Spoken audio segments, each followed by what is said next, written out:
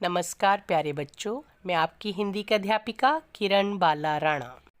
आज हम अपनी हिंदी की पाठ्य पुस्तक क्षितिज भाग 1 का पाठ कविता बच्चे काम पर जा रहे हैं पढ़ेंगे, जिसके कवि श्री राजेश जोशी जी हैं, जिसका चित्र आप देख रहे हैं। बच्चों, राजेश जोशी जी का जन्म सन 1946 में मध्य प्रदेश के नरसिंहगढ़ जिले में हुआ। उन्होंने शिक्षा पूरी करने के बाद पत्रकारिता शुरू की और कुछ सालों तक अध्यापन किया।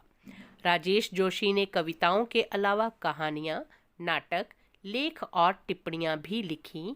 ये जो आप उनका परिचय देख रहे हैं, ये आपकी हिंदी की पाठ्य पुस्तक में भी उपलब्ध है।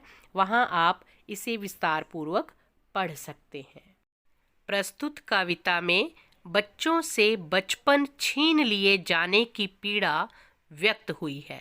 कवि ने उस सामाजिक आर्थिक विडंबना की ओर इशारा किया है जिसमें कुछ बच्चे खेल, शिक्षा और जीवन की उमंगों से वंचित हैं। आइए पढ़ते हैं कविता बच्चे काम पर जा रहे हैं। कोहरे से ढकी सड़क पर बच्चे काम पर जा रहे हैं। सुबह सुबह बच्चे काम पर जा रहे हैं। हमारे समय की सबसे भयानक पंक्ति है यह। भयानक है इसे विवरण की तरह लिखा जाना चाहिए इसे सवाल की तरह। काम पर क्यों जा रहे हैं बच्चे? इन पंक्तियों में कवि कह रहे हैं कि सुबह सवेरे जब हम सब इतनी ठंड में अपने घरों में आराम से सो रहे होते हैं, उस समय कोहरे से ढकी सड़क पर बच्चे काम पर जा रहे होते हैं। वे स्कूल को नहीं, अपने काम पर मजदूरी करने के लिए निकल पड़ते हैं।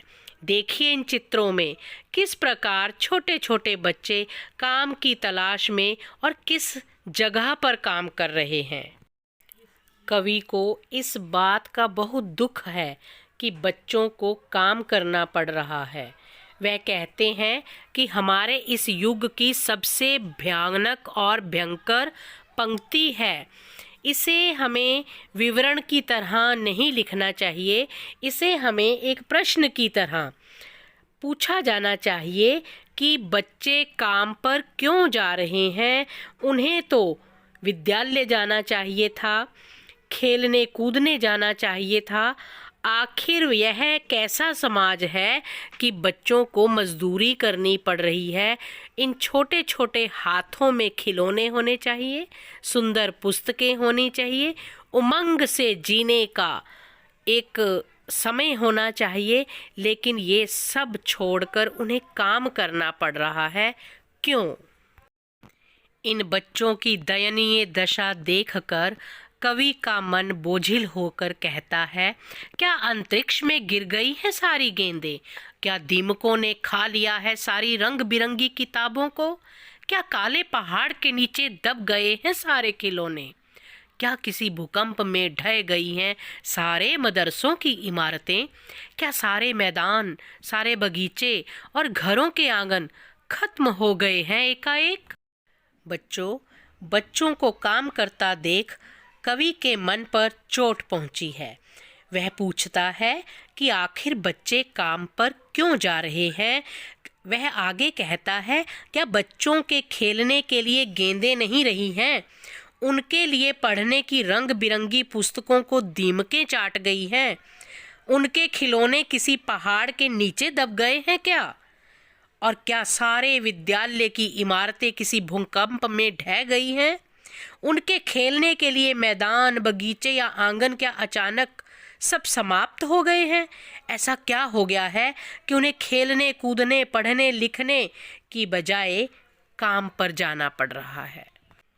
बच्चों की यह दयनीय दशा देखकर कवि का मन तड़प उठता है और वे अगली पंक्तियों में कहते हैं, तो फिर बचा ही क्या है इस दुनिया में? कितना भयानक होता अगर ऐसा होता। भयानक है, लेकिन इससे भी ज़्यादा यह कि है सारी चीज़ें हस्ब मामूल। पर दुनिया की हजारों सड़कों से गुजरते हुए बच्चे, बहुत छोटे छोटे बच्चे काम पर जा रहे हैं। कवि का मानना है कि बच्चे यदि मजदूरी करने काम पर जा रहे हैं तो इसका अर्थ है कि दुनिया में खिलौने, पुस्तकें, पाठशालाएं, मैदान सब नष्ट हो चुके हैं। बच्चों के उपयोग की चीज़ें नहीं रही तो फिर दुनिया में कुछ बचा ही नहीं। यदि ऐसा हो जाता कि कुछ ना बचता तो यह बड़ी भयानक बात होती, पर ये सारी चीज़ें ज्यों की त्यों हैं, वैसे ही दिखने को मिल रही है, लेकिन इन बच्चों के लिए नहीं है। यह और भी भयानक बात है। इन सब सुविधाओं के होते हुए दुनिया के हजारों सड़कों पर अनेक देशों में गरीब बच्चे काम पर जा रहे हैं।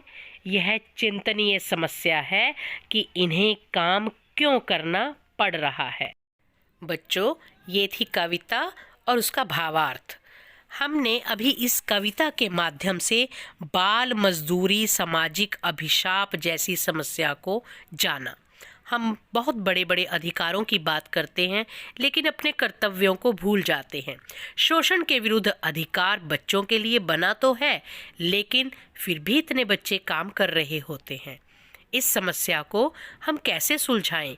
आओ मिलकर सोचें और इन सुंदर बच्चों के हाथों में दोबारा पुस्तकें व खिलौने थमाएं और बाल मजदूरी का अंत करें।